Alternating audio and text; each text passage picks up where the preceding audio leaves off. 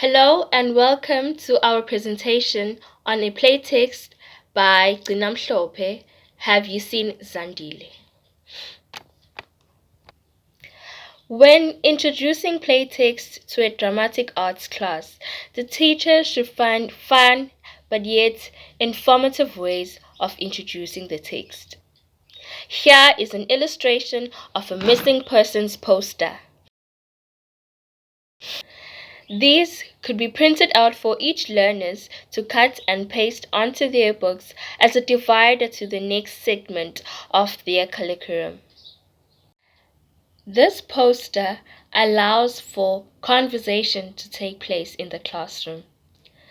It also sparks interest and anticipation for what's coming next. It is also visually informative. The teacher may begin by asking questions like, what was the girl last seen wearing? What is the missing girl's name? At this stage, the teacher may whip up the book that contains all the answers that the learners have on their minds. The teacher should allow the learners to read independently as it is good for their comprehension. It also develops their vocabulary. The teacher may read italics if any, explain the setting, or ask questions to see if the learners are still following. Towards the end of each read, give learners time to recap on what they have covered so far. One way of doing this is to give learners time to write a summary on the pages that they have read. This brief writing promotes creative writing for learners, and they gain the confidence of writing on their own understanding, shaping them to be independent writers for their exams. Learners easily gravitate towards they have written themselves instead of notes that are written by you in your own understanding. I-formal assessment ukuthi-ke after-ke after we've done incwadi have you seen uZandile which assessment abazoyenza. So they will do i-formal assessment in okuyi-scene work in group of 5. In group of 5 they will choose any scene kuyini on a book have you seen uZandile and perform that particular scene. So the only thing I wanted to see during a performance, a costume, a characterization, a text interpretation, yabon, all of those things. There are multiple ways that dramatic arts can be taught, and that's because it has a theory component and a practical component to it. Another factor to consider is the students, the space, and the content. Nonsikelelo and I are going to go through drama strategies that can be used to teach a playtext, specifically our playtext. Have you seen Zandile? Role-playing as a strategy. It is one of the most effective ways of teaching a playtext, and that's because it allows the students to engage in creative and imaginative role-play, while providing them or exposing them to knowledge that they did not understand or knowledge that they did not even know. It also enables them with the opportunity to critically observe the text, learn skills, and engage.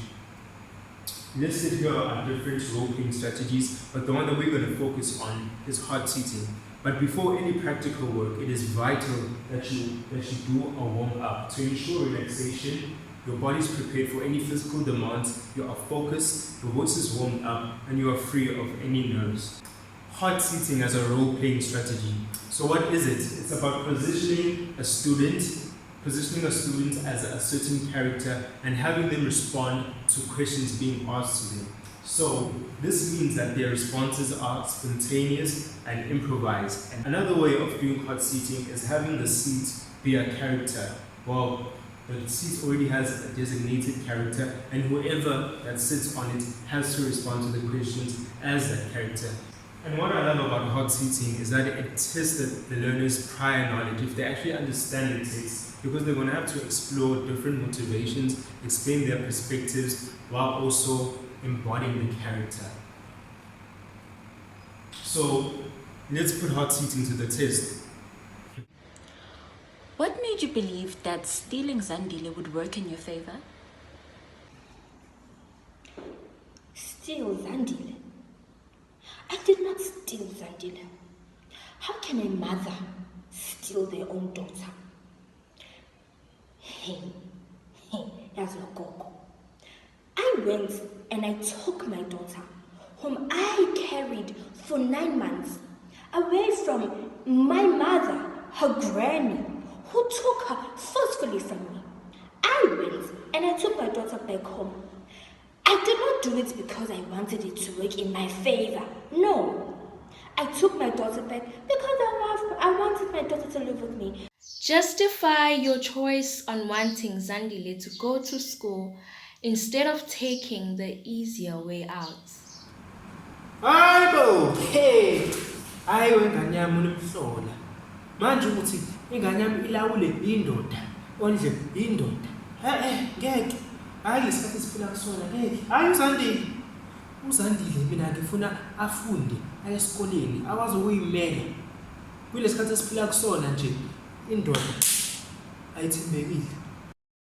So with emotional engagement, it is this idea of this process rather of having the students, this idea of incorporating real life scenarios with what is taking place in the text. So during emotional engagement with the playtext in the classroom, the students are going to have to get into groups.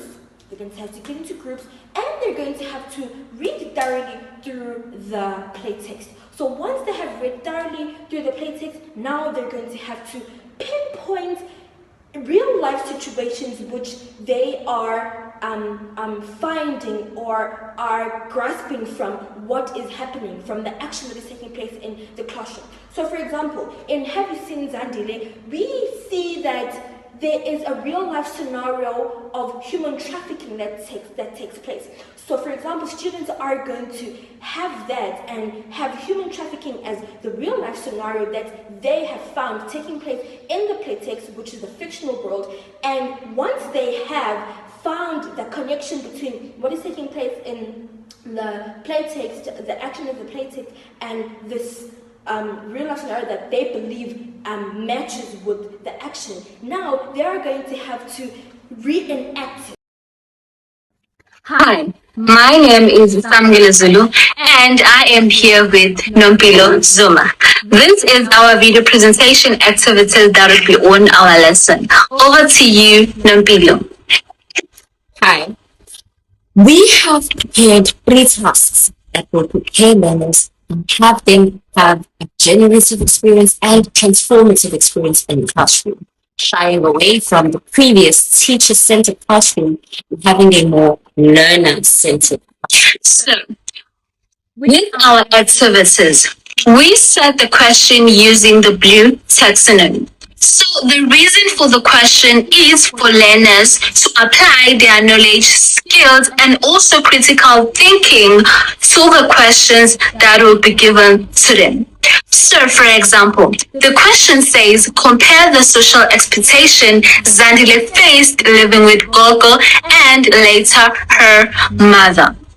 So, the reason for the questions, activities, and this game, it is to provide an opportunity for the learners to build connections with others who have similar interests and goals, and also to see that the learners, they did understood the play text, Have You Seen Zandile? So now we are moving to our next task number 2.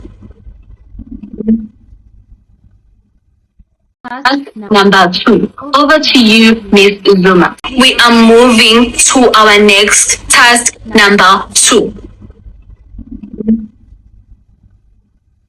Task number 2. Over to you, Ms. Zuma.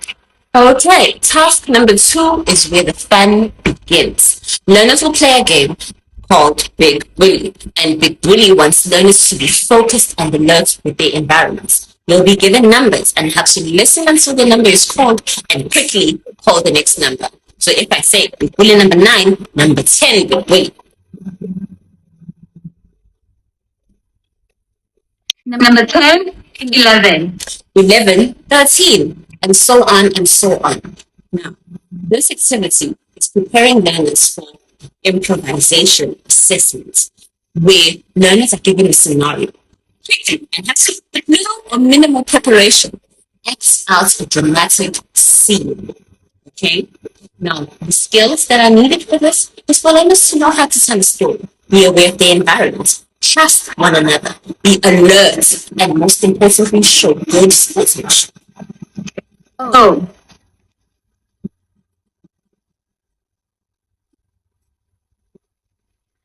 so what are we going to do today, Coco? It's so hot today. I don't know. Maybe I'll just make us a lemonade and sit and go over all the stories you want to hear.